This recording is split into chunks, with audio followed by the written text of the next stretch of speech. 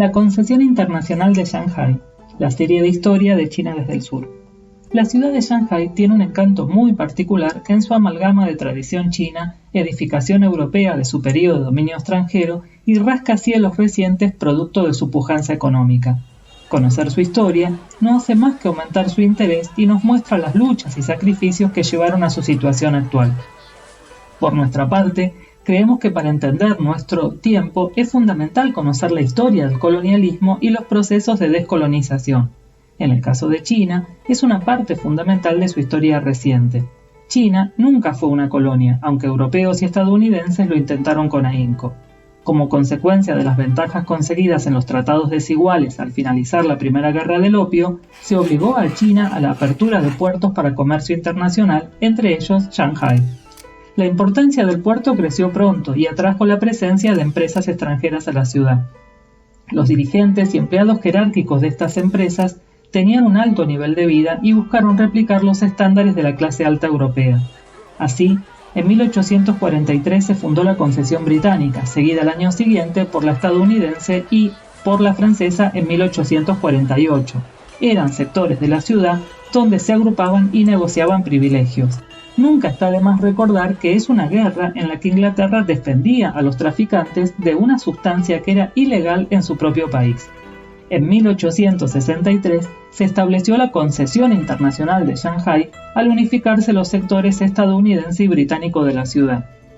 Eran zonas en las cuales la ley y la justicia, así como las fuerzas de policía, dependían de las potencias que las ocupaban y en las cuales los chinos eran extranjeros en su propia tierra, sirviendo en los oficios peor remunerados.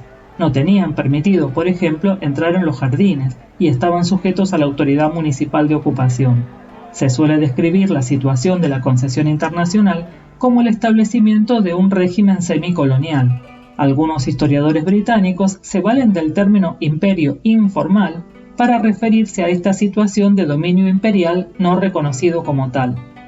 Sea como sea que se lo denomine, los chinos no fueron sujetos pasivos de la dominación, sino que tanto de modo latente como manifiesto, emprendieron la arriesgada empresa de su liberación, que consiguieron con muchísimo sacrificio. Originalmente, las concesiones extranjeras no habían implicado, al menos de modo nominal, la pérdida de soberanía china, pero paulatinamente las fuerzas usurpadoras presionaron para que estuviera por completo en sus manos. Francia tenía su sector aparte y otras naciones aprovecharon la debilidad del imperio para conseguir sus sectores: Alemania, Japón, Rusia e Italia. A pesar de la caída de la dinastía Qing en 1919, en estos sectores la usurpación siguió igual, aprovechando la debilidad del nuevo gobierno. El cine muchas veces nos ilustra acontecimientos históricos de un modo vívido, con excelentes reconstrucciones de época. Todos sabemos que a menudo las películas no representan la historia, pero no es menos cierto que nos proporcionan una dimensión estética que ayuda a nuestra comprensión, sobre todo si no son nuestra única fuente. Hay una gráfica reconstrucción de las injusticias en las cuales se vivía en diversos films, por ejemplo, El Imperio del Sol, que muestra el contraste entre la opulencia en la cual se vivía en la Concesión Internacional con la situación de los sirvientes chinos y con la sección china de la ciudad, que era la que había recibido el embate de la invasión japonesa. Luego de una introducción que muestra la invasión, el film se centra en la situación de los extranjeros que no pudieron escapar cuando los japoneses invaden los sectores internacionales en 1941. La película es una joya cinematográfica y su reconstrucción de época es impecable hasta en los más mínimos detalles. El autor del libro en que se basa la película, Jane Ballard, nació en 1930 precisamente en la Concesión Internacional. Amores Rojos, conocida también como Un tiempo para recordar, ofrece al comienzo un retrato de la cruel realidad de la concesión. Está ambientada en 1936 y alude a acontecimientos del comienzo de la Guerra Civil e incluso anteriores, ya que varios personajes extranjeros recuerdan sucesos que se remontan a las guerras del opio, como si el director quisiera recordarnos cómo llegaron hasta allí.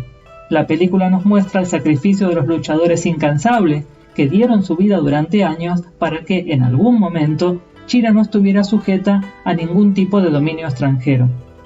Los 800, una película de 2020, es un homenaje a los soldados chinos que eligieron resistir la invasión japonesa en 1937 en un antiguo almacén industrial a orillas del río Suzhou.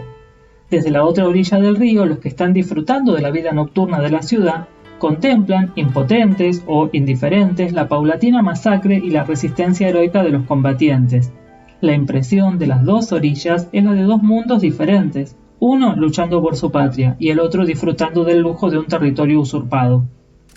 En agosto de 1937, los japoneses invadieron Shanghái y en general se conformaron con la sección china de la ciudad, si bien en cierta medida esto impactó paulatinamente en todos los sectores, dado el peligro que implicaba y la incertidumbre de la política japonesa. Más allá de esto, entre 1937 y 1941, la concesión internacional intentó seguir disfrutando de los lujos acostumbrados. Un sector de la ciudad se convirtió en refugio para judíos que huían de Europa.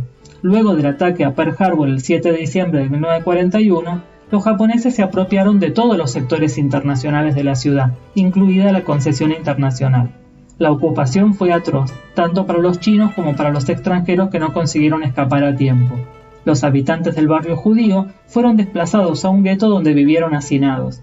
En 1943, la posición japonesa se volvió insostenible y se retiraron, seguidos por las potencias extranjeras agobiadas por la guerra.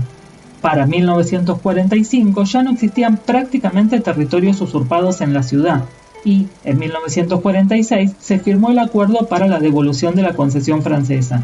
Algunos países retiraron también estos episodios de su memoria histórica, o bien la conservan con una cierta añoranza centrada en la estética y la opulencia, sin la violencia y la injusticia de la cual éstas dependían.